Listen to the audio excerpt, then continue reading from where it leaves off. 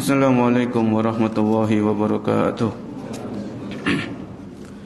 Innal hamdalillah nahmaduhu wa nasta'inuhu wa nastaghfiruh wa na'udzu billahi min shururi anfusina wa min sayyiati a'malina.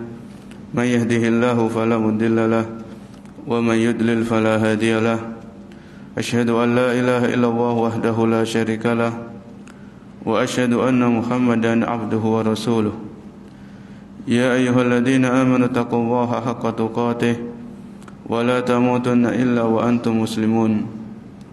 Ya ayyuhan nasu taqu rabbakum alladzi khalaqakum min nafsin wahidah wa khalaqa minha zawjaha wa bassa minhuma rijalan katsiran wa nisaa'a wattaqullaha alladzi tasaaluna bihi wal arham innallaha kana 'alaikum raqiba.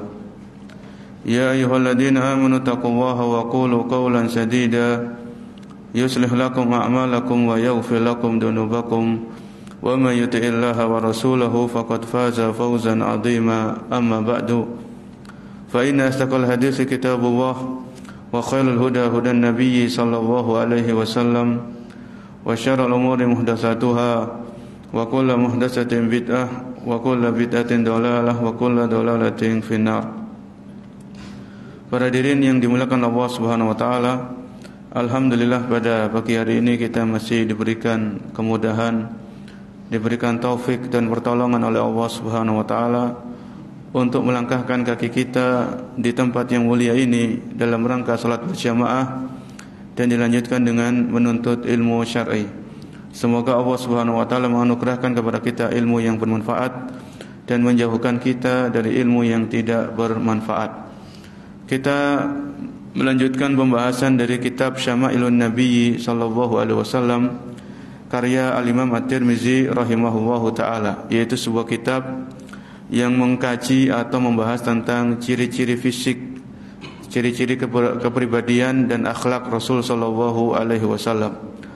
Pada pertemuan yang sebelumnya kita membahas tentang panjang rambutnya Nabi sallallahu alaihi wasallam. Bahwasanya di antara para sahabat ada yang mengatakan panjang rambutnya Nabi itu sampai ke pertengahan daun telinga, ke tengah-tengah telinga.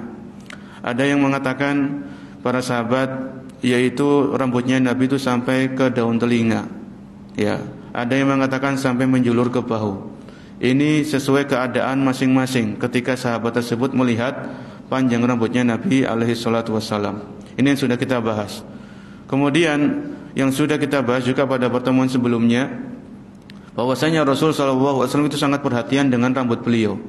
Maksudnya kerapiannya, beliau memakai minyak rambut, ya disisir. Kalau beliau menyisir rambut beliau itu mulai dari sebelah kanan dan seterusnya. Ya, ini yang sudah kita kaji di pertemuan yang sebelumnya. Kemudian di sini pembahasan yang kelima yang dibawakan oleh Al-Imam At-Tirmizi rahimahullah, Babu ma jaa fi syaibi Rasulillah sallallahu alaihi wasallam, yaitu penjelasan tentang uban. Ya, uban yang dimiliki oleh Rasul sallallahu alaihi wasallam.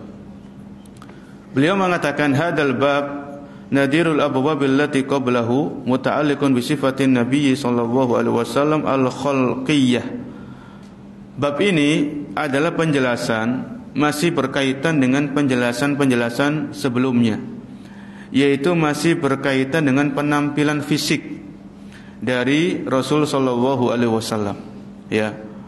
Wasyaibu huwa tahawwulu launi sya'ri min launihil asli as-sawad aw ghairuhu ilal bayad. Yang namanya uban, sebagaimana yang kita ketahui, itu adalah perubahan warna rambut dari awalnya hitam menjadi putih. Ya, kalau orangnya lahirnya itu biasanya bayi kan lahirnya rambutnya hitam. Kalau orang Indonesia ya, rambutnya hitam, kemudian perubahan warna dari hitam ke putih karena lanjutnya usia dan sebagainya. Ini namanya uban, kata Al-Imam At-Tirmizi. Wa qad aqada al-musannifu hadhihi tarjamah.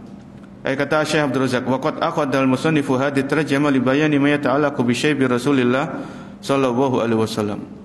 Al-Imam At-Tirmizi membawakan pembahasan ini untuk menjelaskan bagaimana uban yang dimiliki oleh Nabi sallallahu alaihi wasallam. Apakah beliau banyak ubannya, baik itu di rambut atau di jenggot beliau, atau bagaimana? Ini akan dibahas oleh beliau Al-Imam At-Tirmizi dengan membawakan hadis-hadis yang berkaitan dengan penjelasan ini. Hal wujida fi sya'ri ra'sihi aw lihyatihi syaibun? Apakah di rambut kepalanya Nabi itu ada ubannya? Begitu pula di jenggotnya beliau, berapa jumlah ubannya? Ya, ini kata Syekh Abdul Razak, walladzi dalat alaihi haditsus sahihah, dan yang ditunjukkan oleh hadis-hadis yang sahih.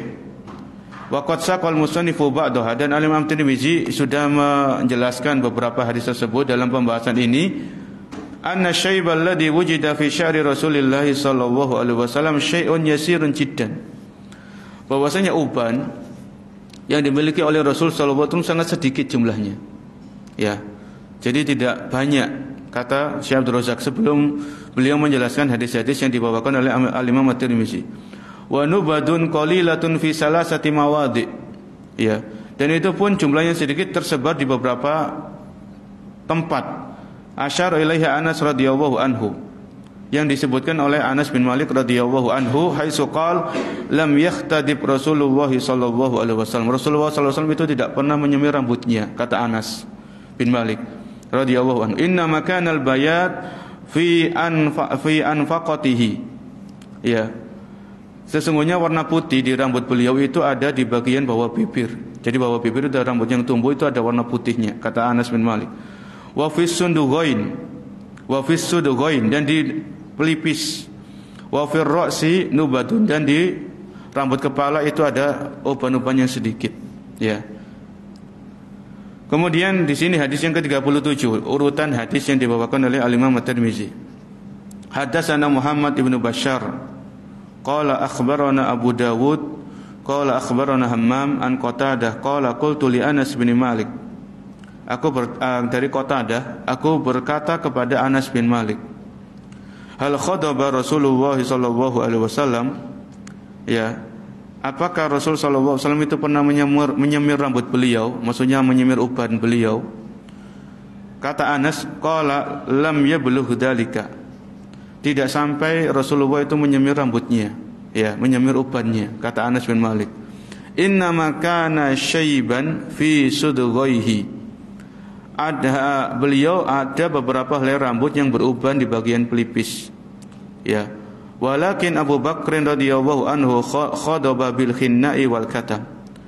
Akan tapi Abu Bakar radhiyallahu anhu itu menyemir rambut beliau dengan daun inai, khinna, ya, dengan pacar, dan al-katam.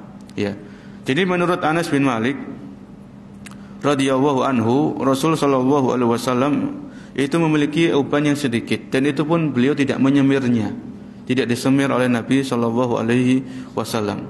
Dan yang dijelaskan oleh Anas, yang menyemir rambutnya itu Abu Bakar radhiyallahu anhu. Dan kita boleh menyemir rambut selain dengan warna hitam, karena Abu Bakar melakukan hal itu. Kan kita diperintahkan untuk mengikuti Rasul dan Khulafa Ar-Rasyidin, jadi diperbolehkan. Kalau di sini Anas mengatakan walakin Abu Bakrin radhiyallahu anhu khadaba bil khinna'i wal katam.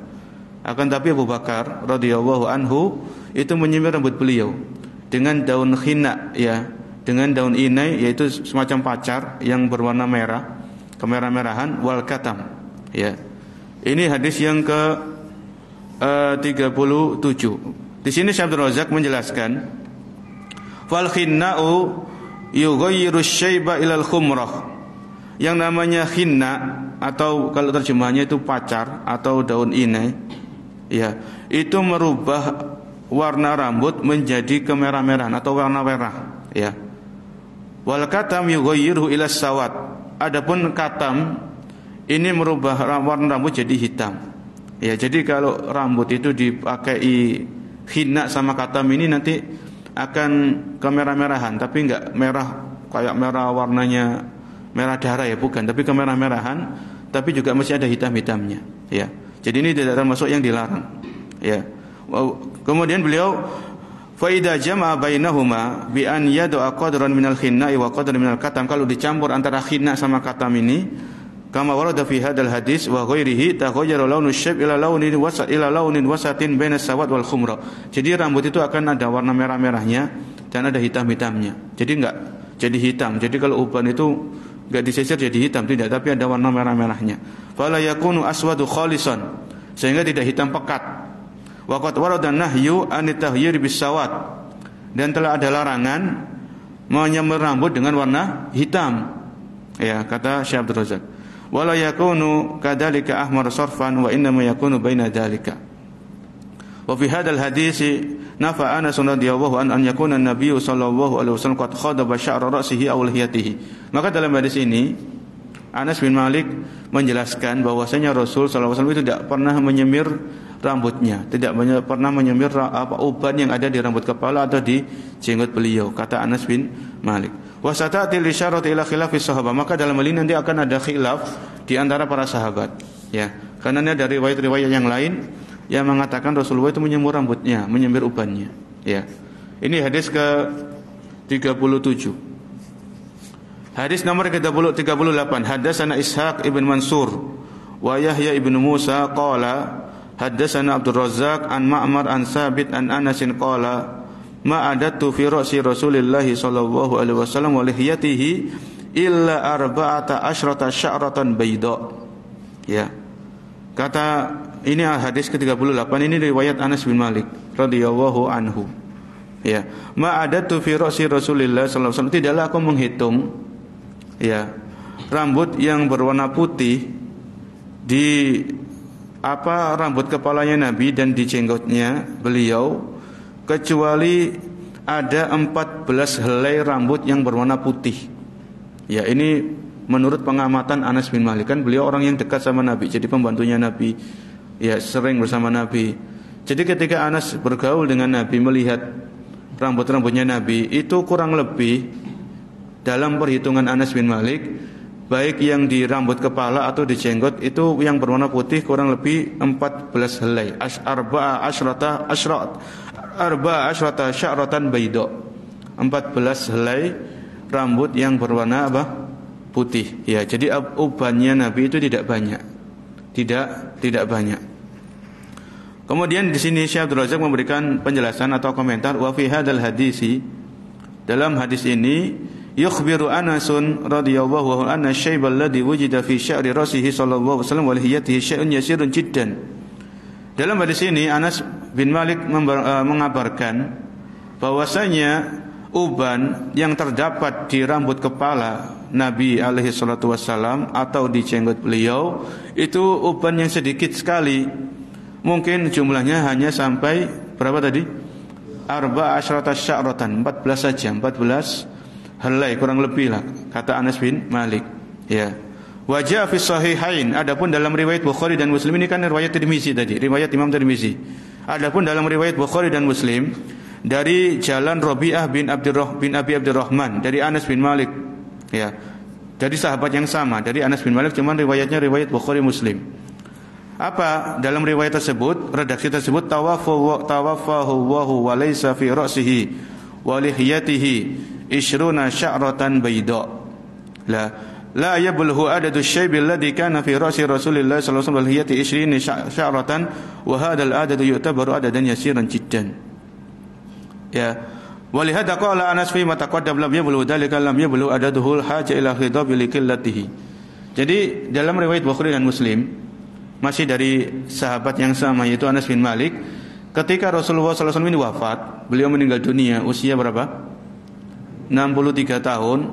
Itu uban yang ada di kepala beliau, di rambut kepala dan di jenggot, kata Anas bin Malik, itu kurang lebih 20 helai. Ya. 20 helai. Jadi uban yang sedikit ini menurut Anas itu enggak perlu disemir, enggak perlu diwarnai, karena cuma sedikit saja. Ya. Jadi menurut pengamatan Anas bin Malik semasa hidup beliau ketika melihat Nabi, itu enggak pernah Nabi itu menyemir rambutnya, karena memang ubannya sedikit. Dan itu tidak ada kebutuhan untuk diwarnai atau disemir. Ya, ini kata Anas bin Malik.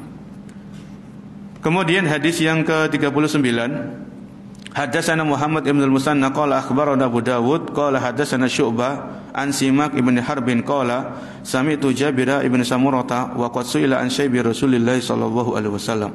Ya. Kalau hadis ke-39 ini riwayat Jabir bin Samurah radhiyallahu anhu. Apa kata Jabir bin Samurah ketika Jabir ini ditanya bagaimana dulu ubannya Nabi alaihi salatu wasallam? Qala Jabir menjawab, kana idza dahana ra'sahu lam yura minhu syaibun wa idza lam yadhan ru'ya minhu. Dulu Nabi sallallahu alaihi wasallam kalau beliau itu memakai minyak rambut, ya, pakai minyak rambut, maka uban-uban beliau itu enggak kelihatan. Ya, ketutupan sama minyak rambut yang mungkin banyak tadi. Kan kalau di pembahasan sebelumnya kan kita bahas tentang hadis-hadis bahwasanya Rasulullah itu perhatian sama rambut beliau. Beliau suka meminyaki rambutnya, pakai minyak rambut, ya. Sampai minyak-minyak itu sampai berjatuhan di bagian kain yang ada beliau pasang untuk tidak mengenai pakaian beliau. Yaitu di pembahasan sebelumnya. Maka di sini Jabir bin Samurah mengatakan, kana idza dhahana ra'sahu, kalau Rasulullah SAW itu memberikan minyak, meminyaki rambutnya, lam yura minhu syaibun, maka ubannya tidak kelihatan. Ya, tidak tampak secara jelas. Wa idza lam yadhan, tapi kalau beliau tidak sedang meminyaki rambutnya enggak dikasih minyak, ru'ya minhu, maka baru kelihatan ubannya. Ya, ini kan menunjukkan uban beliau itu sedikit. Ya, karena kalau uban beliau itu banyak, walaupun diminyaki kan masih kelihatan, dikit-dikit itu kan kelihatan. Tapi ini kalau diminyaki itu enggak tampak ubannya, ketutupan. Ya.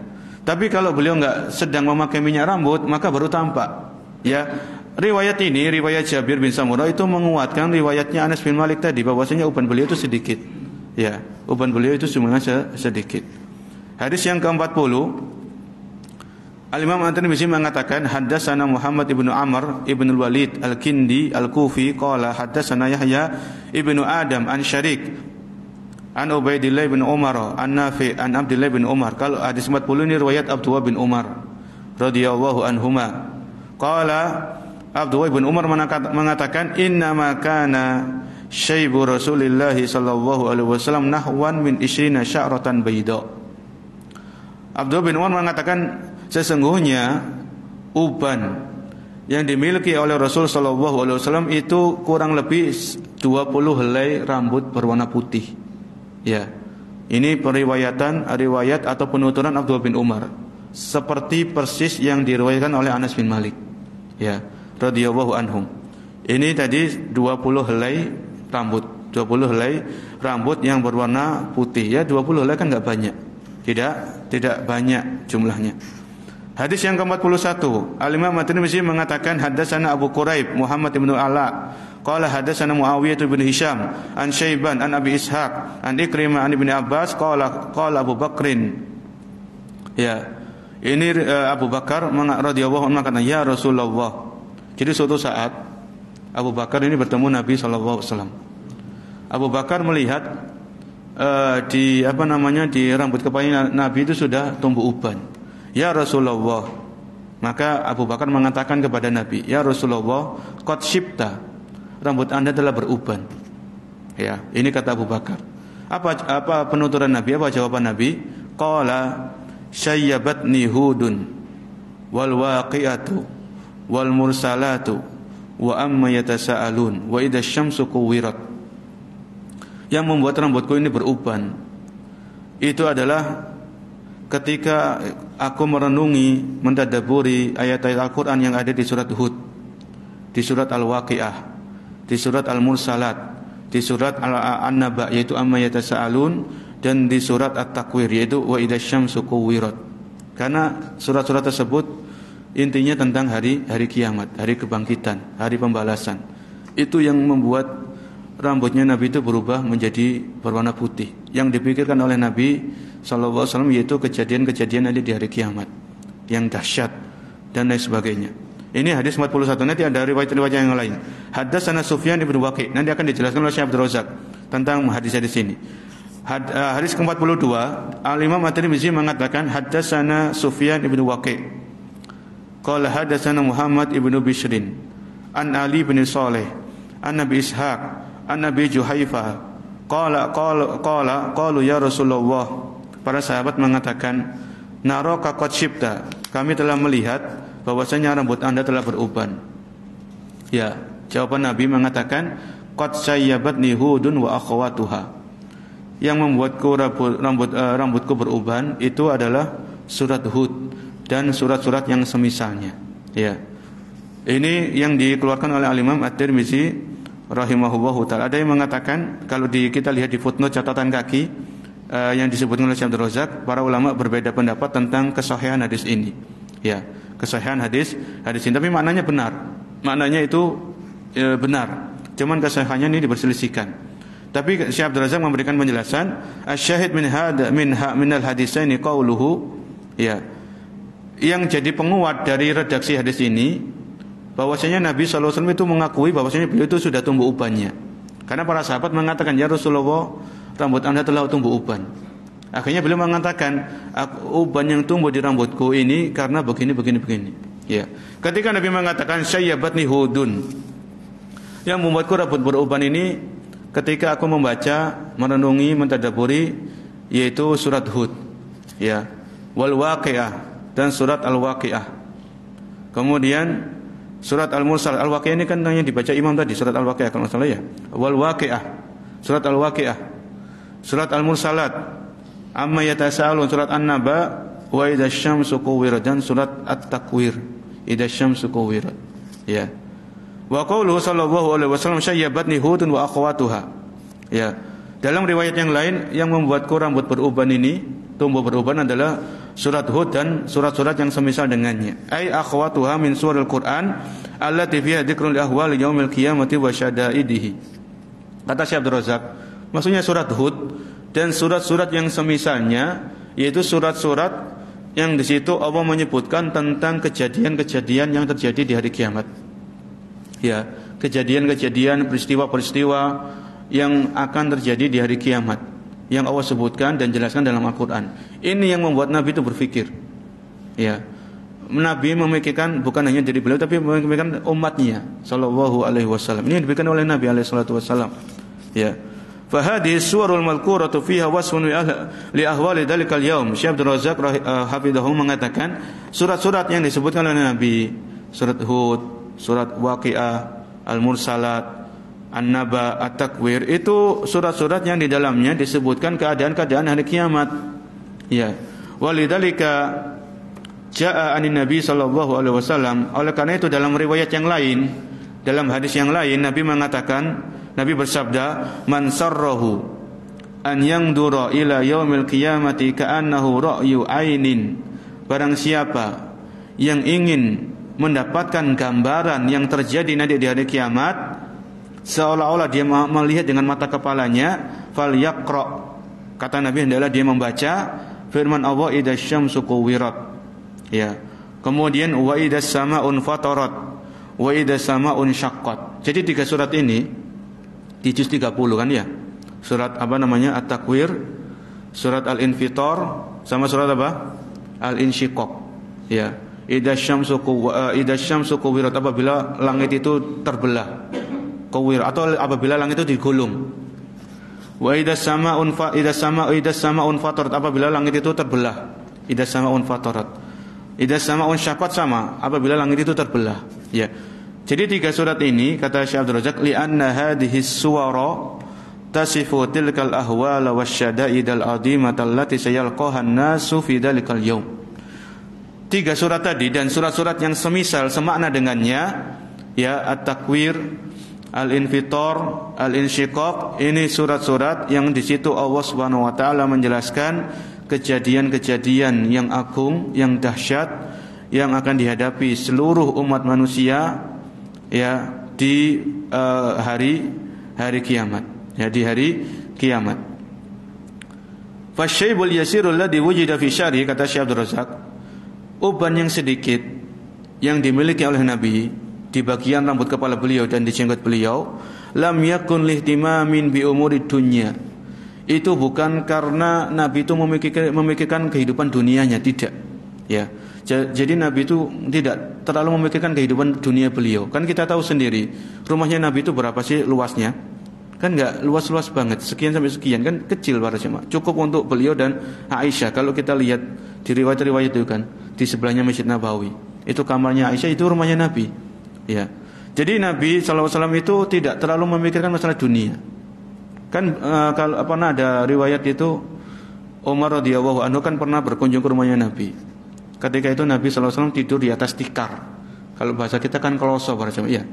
Orang kalau tidur di atas tikar itu kan membekas ya. Kalau nggak pakai bantal loh ya. Kalau kita pakai tangan gini tok, itu kan bekas di tangan, bekas di pipi mungkin dan sebagainya. Itu terjadi di dalam kehidupan Nabi.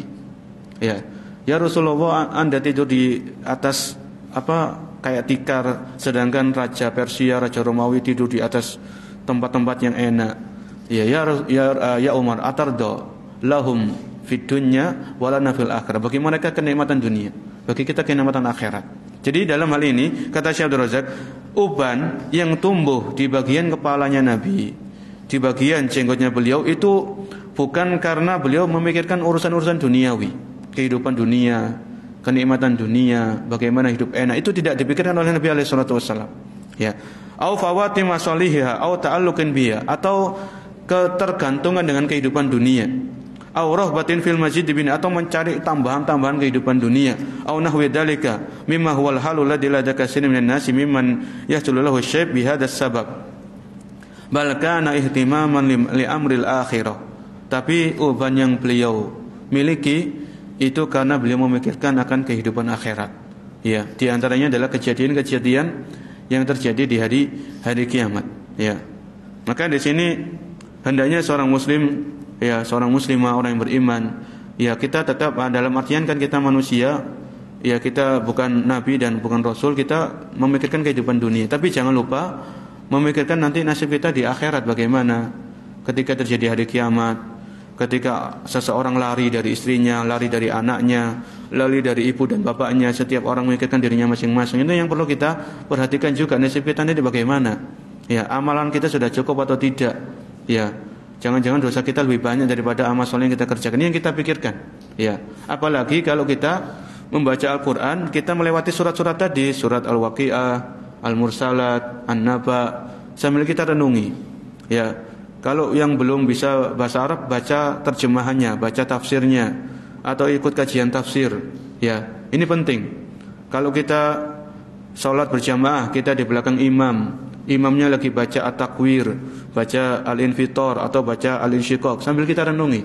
Ya, sambil kita renung, karena kejadian itu pasti kita dapatkan di hari kiamat, tapi kita nggak tahu kapan. Kita yakin karena rukun iman yang kelima, iman kepada hari kiamat, iman kepada hari pembalasan. Kita yakin, kita imani akan hal itu. Kita nggak tahu kapan terjadinya, hanya Allah yang tahu. Ya, tapi apa yang Allah sebutkan di Al-Quran, itulah yang akan kejadian-kejadian akan dialami oleh manusia. Ya, akan dialami oleh manusia. Ya, di surat-surat tersebut. Kemudian Syekh Abdul Razak memberikan penjelasan, waqad syayyabatni Hudun wa akhawatuha. Yang membuat rambutku beruban ini surat Hud dan surat-surat yang semisalnya. Ya, karena di dalam Al-Quran kan ada surat-surat yang isinya kisah kan ya, kisah-kisah para nabi, kisah-kisah para rasul. Ada di Al-Quran yang isinya itu tentang nikmat surga, tentang kengerian azab neraka. Ada juga di Al-Quran surat-surat yang berisi tentang kejadian-kejadian yang dialami oleh makhluk, yaitu di hari kiamat. Kata Syekh Abdul Razak, anna sababa hadha syayb innama huwal ihtimamu bil yaumil akhir. Ya, apa yang terjadi pada diri Nabi, tumbuhnya uban, berubahnya warna dari hitam ke putih, itu adalah merupakan perhatian beliau tentang hari akhir, yaitu hari kiamat, hari pembalasan. Ya. Kemudian beliau memberikan penjelasan atau faedah, kata Syekh Abdul Razak, wa fihi, maka dalam hadis tersebut bayanun li'idhami asadil Quran, terdapat penjelasan tentang agungnya pengaruh Al-Quran. Ya, agungnya atau besarnya pengaruh Al-Quran dalam hati orang yang beriman.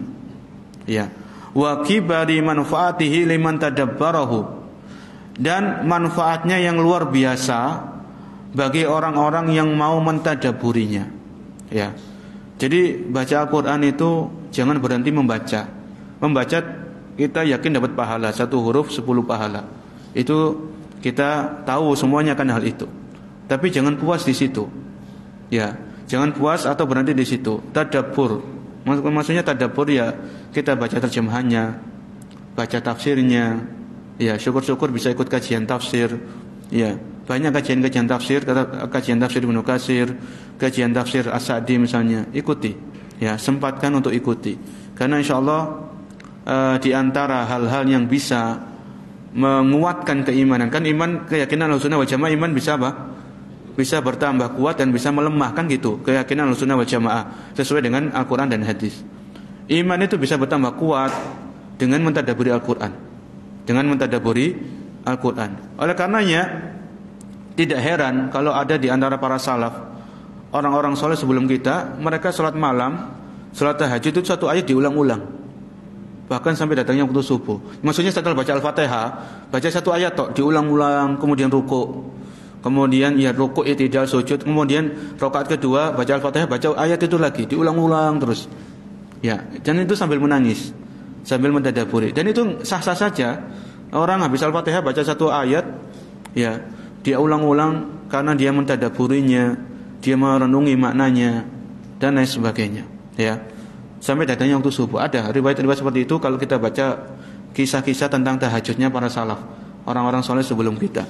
Ya, wa aqala ma'anihi. Dan Al-Qur'an itu akan memberikan manfaat kalau orang itu akan paham makna-makna yang terkandung dalamnya. Bayangkan kalau saya pernah baca buku terjemah, ada juga versi bahasa Arabnya. Dari surat Yusuf tok, itu ada 100 faedah.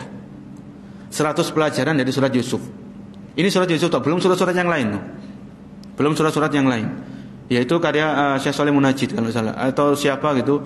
100 faedah, 100 pelajaran dari surat Yusuf. Ini kan kalau orang itu baca surat Yusuf sambil memahaminya, mentadabburinya, itu 100 pelajaran. Itu yang terdapat. Bisa jadi lebih dari itu.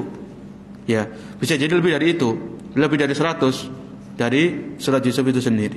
Ya. Wa arafa dilalatihi. Dan orang itu paham akan makna-maknanya, petunjuk-petunjuk dalam Al-Qur'an. Faman fa'ala dzalika hasalallahu al-asrul balih fi salahihi wa zakaihi wa falahi fid dunya wa ukhrahu. Kalau orang itu mau mentadabburi Al-Qur'an, ya, sabar dalam mentadabburinya, maka itu akan menumbuhkan dampak yang bagus untuk kesolehan orang tersebut, ya, untuk keberuntungan orang tersebut di dunia dan di akhirat. Ini kata Syekh Abdul Razak. Syekh Abdul Razak ini masih mensyarah atau menjelaskan hadis tadi, yaitu yang membuat Nabi beruban itu adalah ketika Nabi merenungi, mentadabburi ayat-ayat di surat Hud, Al-Waqiah, Al-Mursalat, An-Naba dan At-Takwir. Ya, ini masih disyarah oleh beliau. Faman tadabbara Al-Qur'an hatta haqqa tadabburihi. Barang siapa yang mentadabburi Al-Qur'an dengan tadabbur yang sesungguhnya, rabatahu bil yaumil akhir. Kemudian dia ingat-ingat akan kejadian di hari kiamat. Wa sarafa ihtimamuhu wa inayatuhu, dan dia fokuskan perhatiannya untuk kejadian-kejadian yang agung dari kiamat, duna tafwitin lima solihi dunyawiyah, tanpa meremehkan untuk mencari kehidupan dunia. Jadi kita boleh cari kehidupan dunia secukupnya sebagai bekal nanti kehidupan di akhirat, itu boleh. Walihada, oleh karena itu, di antara doa yang diajarkan, yang pernah dipanjatkan oleh Nabi SAW, beliau pernah berdoa, Allahumma la taj'alid dunya akbar hammina. Ya Allah, janganlah Engkau jadikan dunia sebagai tujuan utama kami. Ya, janganlah Engkau jadikan kehidupan dunia sebagai cita-cita kami yang terpaling besar. Ya, ini doa yang pernah dipanjatkan oleh Nabi SAW dan perlu kita baca juga. Ya, wala taj'alid dunya akbar hammina. Dan janganlah Engkau jadikan dunia ini sebagai tujuan utama kami, cita-cita yang paling besar dalam kehidupan kami ini, jangan. Ya, cita-cita kita paling besar adalah surganya Allah Subhanahu wa taala, ridhonya Allah Subhanahu wa taala. Ya. Dunia ini kan ya ibarat sarana atau wasilah untuk meraih kebahagiaan di akhirat. Ya. Wa hadza la yufidu anna al-insana la ba'sa an yatama bi dunyahu wa masalihihi wa ma'aishihi wa hajatihi wa hajati auladi. Hal ini bukan berarti seseorang itu meremehkan kehidupan dunianya, ya kebutuhan anak-anaknya, tidak. Lakin al khata'a anta tadgha ihtimamatuhu dunyawi 'ala al-amri alladhi khuliqa li ajlihi wa huwa tauhidullahi ta'ala. Jadi tapi jangan sampai kehidupan dunia ini melalaikan kita dari tujuan utama kita diciptakan oleh Allah Subhanahu wa taala. Ya, Allah menciptakan kita di dunia ini untuk beribadah. Ya, untuk mentauhidkan Allah, memurnikan ibadah hanya untuk Allah Subhanahu wa taala. Allah juga memberikan kita kesempatan untuk bersenang-senang dengan kehidupan dunia, tapi senang-senang yang mubah ya. Bukan senang-senang yang dengan yang diharamkan. Kalau haram tetap haram. Adapun yang mubah, makanan-makanan yang halal, minuman-minuman yang halal, pakaian-pakaian yang halal, tempat-tempat rekreasi yang di situ tidak ada pelanggaran syariat, ya kita boleh untuk menikmatinya dan lain sebagainya. Ya. Kemudian wal istidad lil liqa'i wat tazawwud li yaumil ma'ad. Tapi jangan sampai lupa untuk bersiap-siap bertemu dengan Allah Subhanahu wa taala. Bekalnya jangan lupa. Ya. Dan bekal untuk ketika kita kembali kepada Allah Subhanahu wa taala. Kemudian wa nastafidu minhu aidan, kata Syekh Abdul Razak, dan kita juga mengambil pelajaran dan faedah annal qur'ana tibbun lil qulub, bahwasanya Al-Qur'an itu obat ya bagi hati orang-orang yang beriman, ya, wa syifaa'un lin nufus, dan penyembuh bagi jiwa-jiwa orang-orang yang beriman, wa salahun lil ahwal, dan kebaikan bagi keadaan manusia. Oleh karenanya kalau kita lihat zaman para salaf itu ya, anak-anak mereka yang masih kecil itu suruh ngapal Quran. Ya, anak-anak mereka yang masih kecil itu disibukkan dengan Al-Quran. Ya, dulu kalau di luar negeri, di negeri-negeri Arab itu namanya TPA atau kutab namanya kutab. Jadi saya punya dosen di Libya dulu, orang Mesir, dia profesor dalam bidang fikih dan usul fikih ya. Dia pernah cerita dulu ketika kami masih kecil sama bapak-bapak kami itu dibawa namanya kutab kayak TPA, kayak tahfidz tapi itu anak-anak. Halaqah tahfidz Quran. Ya. Jadi pulang itu sudah hafal sekian ayat. Kalau dicek sama bapaknya, misalnya kok hafalannya kok agak masih lemah, itu bisa jadi dihukum sama bapaknya kayak gitu. Tapi hukuman yang mendidik ya, bukan hukuman yang ngawur gitu enggak. Karena memang itulah generasi para salaf itu kayak gitu. Mereka perhatian sama anaknya, perhatian terhadap Al-Quran itu sangat besar. Kalau bisa hafal. Ya memang berat. Tantangan di zaman kita kan nggak seperti zaman dulu ya. Adanya gadget, smartphone, lingkungan. Ya itu memang ya ada tantangannya, ada rintangannya. Tapi kalau seorang tua itu bisa dengan dengan kemudahan, dengan taufik dari Allah Subhanahu wa taala sampai mendidik anaknya jadi hafiz, jadi hafal Quran. Setelah hafal Quran jangan berhenti di situ. Kalau kita punya anak yang dengan izin Allah itu bisa jadi hafid hafal Quran, tapi jangan berhenti di situ. Ajari anak kita supaya dia belajar tafsirnya, kan gitu ya. Karena hafal itu enggak cukup para jemaah. Hafal itu bagus, luar biasa, nilai plus. Tapi jangan puas dengan menghafal. Jangan puas punya anak yang hafal Quran. Bagaimana anak ini kita arahkan kamu belajar tafsir juga. Baca tafsirnya, ikuti kajian-kajian tafsirnya. Ya, supaya hafalan dan tadabbur ini jadi satu. Itu yang akan sangat bermanfaat. Ya, karena tidak sedikit para jamaah orang-orang yang hafal Quran itu, tapi kita lihat kesehariannya kan kayak gitu kan. Ya, kesehariannya, kehidupnya sehari-hari itu bertentangan dengan apa yang dihafalkan dari ayat Al-Quran. Ini kan repot juga kayak gitu. Ya, ini repot kayak seperti itu. Maka selain kita perhatian dengan anak-anak kita, mumpung masih kecil, ya kita kasih hadiah, kita kasih support, kita motivasi untuk hafal Quran. Kemudian kita sambil ajarkan tafsirnya. Itu sangat bermanfaat ya. Karena nanti ini seperti ini, karena Al-Quran itu adalah obat bagi hati orang-orang yang beriman, penyembuh bagi jiwa-jiwa orang-orang yang beriman ya. Kata beliau, fakullama kana lil abdi inayatun bil Quran, setiap hamba yang memiliki perhatian terhadap Al-Quran dari segi tilawah, dari segi tadabbur ya, awjada fihi silatan billah, maka hubungannya dengan Allah itu semakin kuat ya. Hubungan seorang hamba dengan Allah Subhanahu wa taala semakin kuat kalau hamba ini rajin baca Al-Quran dan rajin mentadabburi Al-Quran ya. Pernah kita kasih ilustrasi ya, dan ini Allah Maha Tinggi dan Allah Maha Mulia. Misalnya kita dikasih buku ini, bukunya mahal, sampulnya bagus, pokoknya cetakan terbaik, Lux lah. Kita kasih buku. Ini kan, saya kasih hadiah buku. Kemudian kita buka-buka, kita baca dan kita nggak paham. Kira-kira enak nggak kayak gitu? Kita baca tapi kita nggak paham.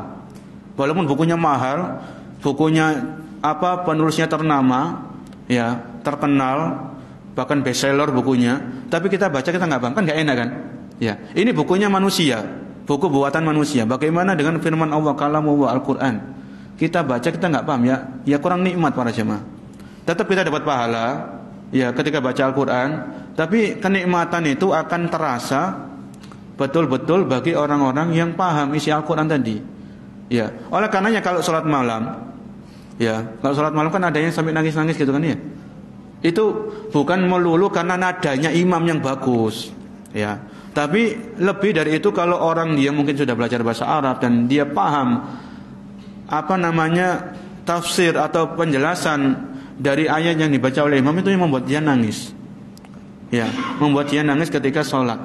Apalagi sholat malam, apalagi di bulan Ramadan. Di bulan Ramadan kan kita siangnya kan nggak makan itu kan ya. Jadi perut itu nggak terlalu penuh. Kalau perut nggak terlalu penuh, insya Allah untuk tadabbur itu lebih berkesan. Ya, lebih berkesan. Kemudian di sini beliau mengatakan, ya, wa dilalatihi awjada fihi silatan billah. Kalau orang itu rajin baca Al-Quran, rajin tadabbur, akan menguatkan hubungannya dengan Allah Subhanahu wa taala. Ya, dan dia akan lebih bersiap-siap untuk menghadapi kejadian-kejadian di hari kiamat. Kita nggak tahu kiamat itu kapan, tapi kita wajib bersiap-siap, kan begitu. Pernah ada suatu saat seorang sahabat, seorang laki-laki datang kepada Nabi SAW. Laki-laki tadi bertanya, ya Rasulullah, mata sa'ah? Ya Rasulullah, kapan kiamat itu terjadi? Rasulullah diam, karena Rasulullah sendiri nggak tahu. Rasulullah manusia paling mulia, Nabi dan Rasul yang paling mulia, beliau tidak dikasih tahu kapan terjadinya kiamat. Malaikat Jibril, malaikat yang paling mulia, tidak dikasih tahu kapan terjadinya hari kiamat. Kemudian Rasulullah bertanya balik, ya. Jadi Rasulullah nggak jawab begini, tapi Rasulullah bertanya balik kepada laki-laki tadi. Apa pertanyaan Nabi kepada laki-laki tadi? Mada a'dattalaha? Apa yang sudah engkau persiapkan untuk hari kiamat? Itu yang lebih penting. Kalau bahasa kita, itu yang lebih penting. Ya, daripada orang itu cari tahu kapan terjadinya kiamat, tahun kapan, ya, dan lain sebagainya. Yang lebih penting apa? Apa yang sudah kita persiapkan. Ya, sama hanya kalau katakanlah kapan kalau ada orang kapan saya mati, kan kita nggak tahu kapan kita mati. Tapi pertanyaan yang lebih penting, apa yang sudah Anda persiapkan untuk kematian tadi? Ya, apa yang sudah kita persiapkan? Karena mati itu pasti. Kullu nafsin dha'iqatul maut. Setiap jiwa, setiap yang bernyawa pasti mengalami kematian. Jadi nggak perlu kita khawatir, nggak takut, cemas. Ya, yang penting itu persiapan apa yang sudah kita miliki. Itu saja. Ya. Persiapan apa? Sebagaimana hari kiamat itu pasti terjadi, kematian juga pasti terjadi. Ya, maka semuanya butuh persiapan. Semuanya butuh persiapan. Oleh karena itu, Syekh Abdul Razak mengatakan, wa min akhiri ma nazala ala nabiyina sallallahu alaihi wasallam, dan di antara ayat-ayat yang terakhir-akhir turun kepada nabi kita Muhammad sallallahu alaihi wasallam, ya adalah firman Allah di surat Al-Baqarah 281. Ya, ini di antara ayat-ayat yang turunnya itu akhir-akhir menjelang wafatnya Nabi. Yaitu firman Allah Subhanahu wa taala, wattaqu yauman turja'una fihi ila Allah. Wattaqu, dan takutlah kalian, ya, kepada suatu hari yang di hari itu turja'una fihi ila Allah. Kalian semuanya akan dikembalikan kepada Allah Subhanahu wa taala. Ya, kita semuanya akan kembali kepada Allah, wa inna ilaihi rajiun. Dan kita akan mempertanggungjawabkan apa yang kita lakukan semasa hidup kita di dunia ini. Faman tadabbara al-Qur'an haqqa tadabburihi. Barang siapa yang bertadabbur Al-Qur'an dengan tadabbur yang sesungguhnya, awrasahu taqwa, maka hal itu akan membuat dia lebih bertakwa, wa tazawwud liyaumil ma'ad wal istidad lahu, dan dia akan lebih bersiap-siap untuk hari kebangkitan, hari pembalasan. Bi khilafi hali man syaghalahud dunya. Berbeda dengan orang-orang yang terlalu sibuk dengan dunia, kemudian dia menjadikan dunia sebagai tujuan utamanya, cita-citanya yang paling besar. Ya, kemudian rambutnya sudah beruban, yang dipikir itu masih dunia, dan dia lupa akan akhirat, lupa untuk mencari bekal untuk kehidupan akhirat. Ya, ini kata Syekh Abdul Razak hafizahullah taala ketika beliau menjelaskan dua hadis tadi ya. Ketika Abu Bakar radhiyallahu anhu melihat, ya Rasulullah, Anda sudah beruban. Maka Nabi memberikan penjelasan, saya beruban itu karena begini. Kemudian sahabat-sahabat yang lain juga mengatakan, ya Rasulullah, Anda sudah tumbuh ubannya. Kemudian Nabi menjawab, saya beruban karena begini. Jadi ada yang mengatakan hadis ini diperselisihkan akan kesahihannya. Tapi kalau maknanya benar, maknanya itu benar. Ya. Tapi intinya hadis ini kan menguatkan kalau Nabi itu sudah ada ubannya. Jadi beliau itu punya uban. Itu menguatkan di situ. Jadi sisi tadinya. Makanya Al-Imam At-Tirmidzi membawakan hadis ini disebut dalam pembahasan masalah uban ini. Ya, ubannya Rasul sallallahu alaihi wasallam. Kita lanjutkan satu hadis lagi. Masih ada hadis-hadis yang lain ya. Nanti akan ada kesimpulan. Sebenarnya masih ada penjelasan. Hadis yang ke-43. Al-Imam At-Tirmidzi mengatakan, Hadatsana Ali ibnu Hujrin qala anba'ana Syuaib ibnu Safwan an Abdul Malik ibnu Umair an Iyad ibnu Laqid al-Ijli an Abi Rismata at-Taimi ya Taimin ar-Ribab qala. Hadis ini diriwayatkan oleh seorang sahabat namanya Abi Rismah. Ini kunyah beliau. Qala ataitun nabiyya sallallahu alaihi wasallam wa ma'i ibnun li. Ya. Aku mendatangi Nabi sallallahu alaihi wasallam bersama putraku. Jadi sahabat ini punya anak laki-laki. Anaknya laki-laki ini diajak sama sahabat namanya Abi Rimsa ini untuk bertemu Nabi sallallahu alaihi wasallam. Qala faurituhu, maka aku memperlihatkan anakku ini kepada Nabi. Faurituhu.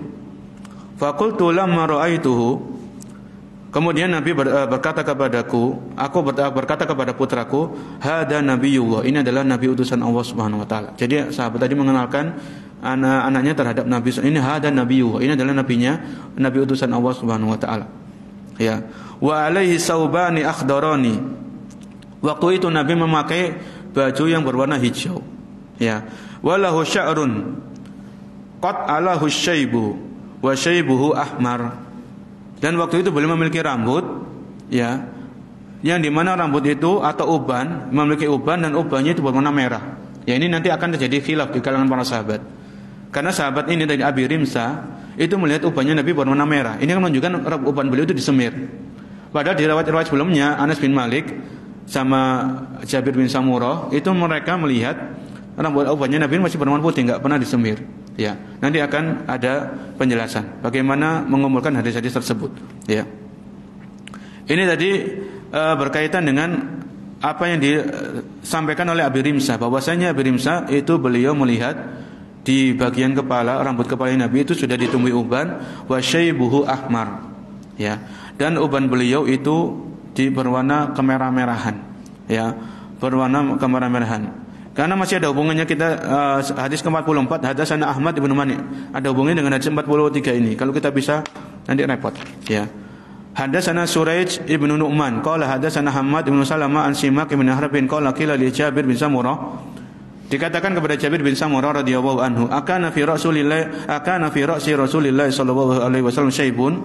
Qala lam yakun fi ra'si Rasulillah sallallahu alaihi wasallam syaibun illa sya'ratun fi mafriq ra'sihi idza dahana wa arahunna duhnu. Ya. Di sini dari Jabir, apakah di rambutnya Nabi sallallahu alaihi wasallam itu ada ubannya? Kata Jabir bin Samurah, tidaklah di rambut kepalanya Nabi itu ada ubannya kecuali beberapa helai rambut. Ya. Fi mafriqi ra'sihi, di belahan ketika beliau menyisir itu kelihatan ubannya. Idad dahana, kalau beliau memakai minyak, wa arahunna duhnu, dan terkadang rambut itu uban itu tertutupi dengan minyak rambut yang beliau pakai. Ya, dari di sini dari hadis-hadis ini tadi kita ambil pelajaran, ya, bahwasanya hendaknya kalau seseorang itu punya anak, sebagaimana Abi Rimsah ini tadi, dia punya anak laki-laki, dia ajak menemui Nabi SAW. Dia kenalkan. Oleh karenanya para jemaah, kalau ini saya baca di keterangan Syekh Abdul Razak, saya singkat secara global, saya kasih kesimpulannya bahwasanya kalau seseorang itu punya anak laki-laki, ya, kita ajak ke taklim, kita ajak ke pengajian, ya, kita kenalkan dengan para asatidzah kita. Misalnya ada kajiannya Ustaz Syafiq, antum ajak anak antum. Setelah kajian kenalkan, ini Ustaz Syafiq, antum kenalkan, ini seorang penuntut ilmu, seorang ahli ilmu. Jadi tumbuhkan kecintaan kepada anak-anak kita terhadap ahli ilmu, ya, terhadap penuntut ilmu, terhadap para dai yang bermanhaj salaf dan sebagainya. Karena apa? Karena kalau anak-anak ini enggak dibawa ke kajian, ke majelis taklim, ditumbuhkan kecintaan kepada para ahli ilmu, para penuntut ilmu, khususnya yang senior, dikhawatirkan nanti hatinya diisi dengan kecintaan kepada yang lainnya. Ya, artis kan bahaya berjamaah. Pemain musik, pemain bola, mau anak antum kayak gitu kan? Enggak mau kan? Kalau hati ini enggak diisi dengan kecintaan kepada orang-orang yang baik, orang-orang yang berilmu, yang bertakwa, ya, dan itu tidak la nuzaki Allah, kita tidak mensucikan seseorang pun di hadapan Allah Subhanahu wa taala, tidak, ya. Yang kita lihat keseharian mereka, ya. Maka tanamkan, atau kita lihat YouTube di rumah, ada kajian atau lihat streaming misalnya. Maka ajak anak kita, ini Ustadz Fulan, ini Ustadz Fulan, kenalkan, ya, supaya ada kecintaan dalam diri mereka terhadap orang-orang soleh, orang yang berilmu. Dengan hal ini kecintaan anak-anak nanti terhadap pemain bola, pemain musik, naudzubillah, artis itu akan tersingkirkan, akan terkalahkan dan lain sebagainya. Ini tadi yang kita ambil dari riwayat ini. Abi Rimsah itu membawa anaknya untuk bertemu Nabi SAW. Ya, dikenalkan ini Nabi utusan Allah Subhanahu Wa Taala dan begini dan sebagainya. Kemudian yang tadi dari riwayat ini tadi, bahwasanya apa yang dimiliki oleh Nabi dari uban itu jumlahnya sedikit, ya, jumlahnya sedikit.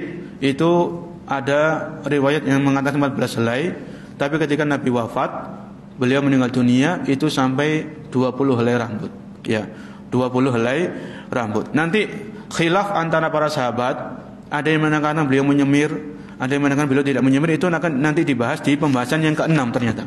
Pembahasan yang ke-6, setelah pembahasan ini Al-Imam At-Tirmizi akan membahas tentang yaitu semir rambutnya Nabi SAW. Apakah beliau menyemir atau tidak, itu beliau bahas, dikuatkan nanti di pembahasan yang ke-6, ya, di pembahasan yang ke-6.